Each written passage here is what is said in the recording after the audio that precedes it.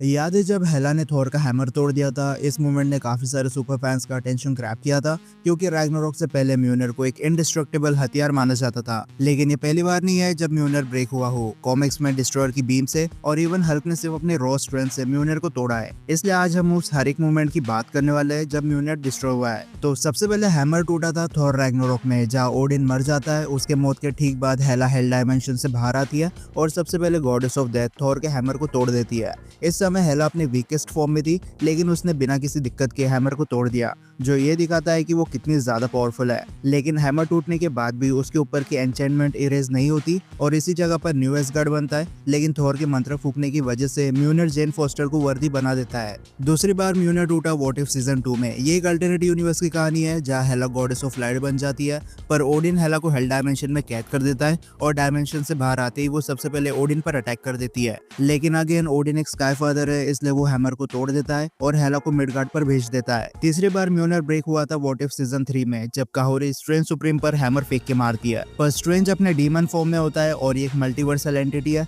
इसलिए सिर्फ अपने दांतों से म्यूनर को ब्रेक कर देता है। और हाल ही में आए मार्वल ज़ॉम्बीज में थॉर का हैमर भी 2 बार खत्म हो चुका है। पहली बार थैनोस ने अपने पावर स्टोन से स्टॉर्म ब्रेकर का एग्जिस्टेंस मिटा दिया, और दूसरी बार इन्फिनिटी हल्क अपने रॉ स्ट्रेंथ से स्टॉर्म ब्रेकर को फिर से तोड़ दिया। लेकिन हमें यह नहीं भूलना चाहिए कि ज़ॉम्बी थॉर का स्टॉर्म ब्रेकर ओरिजिनल नहीं था, इसे थॉर ने कियोस मैजिक से बनाया था। अब सिनेमैटिक यूनिवर्स में तो सिर्फ कुछ मोमेंट्स हैं जहाँ थॉर का हैमर खत्म हुआ है, पर कॉमिक्स में ऐसे कई सारी सिचुएशंस बनी है जहाँ पर थॉर का हैमर टूट चुका है, और कॉमिक्स का म्यूनर एमसीयू के कंपैरिजन में वे मोर पावरफुल और ड्यूरेबल है। तो 1978 में आई इनक्रेडिबल हल्क में हमें पता चलता है कि थॉर और हल्क एक दूसरे से फाइट कर रहे होता है, और फिर हल्क म्यूनर को पकड़ता है और सिर्फ अपने हाथों की रॉ स्ट्रेंथ से तोड़ देता है। अब पहली नजर में फीट काफी इंप्रेसिव है, लेकिन अगर हम पेज को पलट कर देखें तो पता चलता है कि हल्क सपना देख रहा था और वो अपने ड्रीम में हैमर को तोड़ता है। फिर 1982 में मॉलिक्यूल मैन की एंट्री होती है, और ये बहुत पावरफुल बीइंग है, क्योंकि यूनिवर्स की हर एक चीज मॉलिक्यूल से बनी है, इसलिए बंदा सब कुछ मैनिपुलेट कर सकता है। इवन कैप्टन अमेरिका की वाइब्रेनियम शील्ड,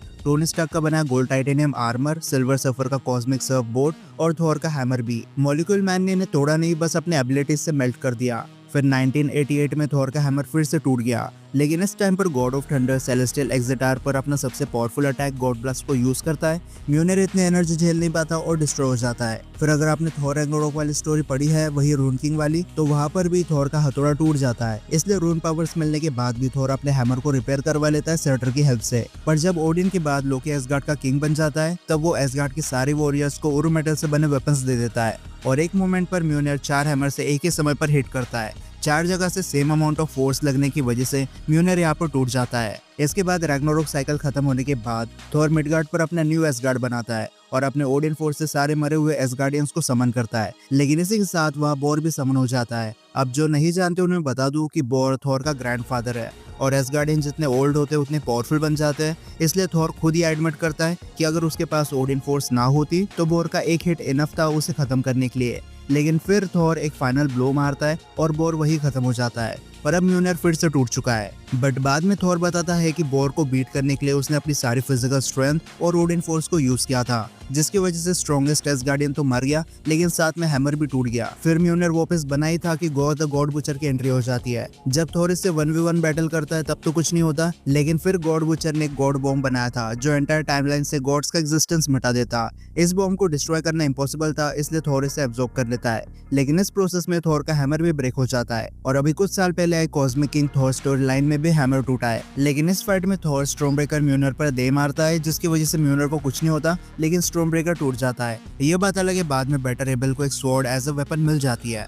अब ये तो रिसेंट आई कॉमिक्स की बात है, लेकिन अगर हम 1960s के अराउंड देखें तो वहाँ भी 2 बार म्यूनर टूट चुका है। एक बार डिस्ट्रॉयर एनर्जी बीम प्रोड्यूस करके म्यूनर के 2 हिस्से कर देता है, पर ये कोई आर्म डिस्ट्रॉयर नहीं है, यह मल्टीपल स्काई फादर की पावर से एम्पावर्ड हो चुका था, जिसकी वजह से सेलेस्टियल लेवल बीइंग बन गया। 1960s के दौरान सेलेस्टियल यूनिवर्स के सबसे पावरफुल बीइंग्स थे, इसलिए हैमर का ब्रेक होना तो नॉर्मल है। फिर कुछ डेकेड्स बाद थॉर की जिंदगी में एंट्री मारता है पेरिकस। ये एक डार्क गॉड है जिसे गॉड ऑफ इन्फिनाइट पावर भी कहा जाता है, बट थॉर इस टाइम पर स्काई फादर लेवल पर नहीं है, इसलिए वो एक रॉ फाइट में तो इसे बीट नहीं कर पाता। लेकिन जब थॉर म्यूनर फेंक के मारता है तब पेरिकस हैमर के 2 टुकड़े कर देता है। अब ये फीट बहुत इंप्रेसिव है, लेकिन पेरिकस एक अंडररेटेड कैरेक्टर है, इसलिए बहुत सारे सुपर फैंस इसके बारे में नहीं जानते। लेकिन यही वो कुछ इवेंट्स थे जहाँ म्यूनर जैसे गॉडली वेपन्स ब्रेक हुए हैं। लेकिन अब आप मुझे कमेंट सेक्शन में बताओ आपको कौन सा वेपन ज्यादा पसंद आता है, म्यूनर या स्टॉर्म ब्रेकर। तो मैं मिलता हूँ आपसे अगली वीडियो में, तब तक गुड बाय।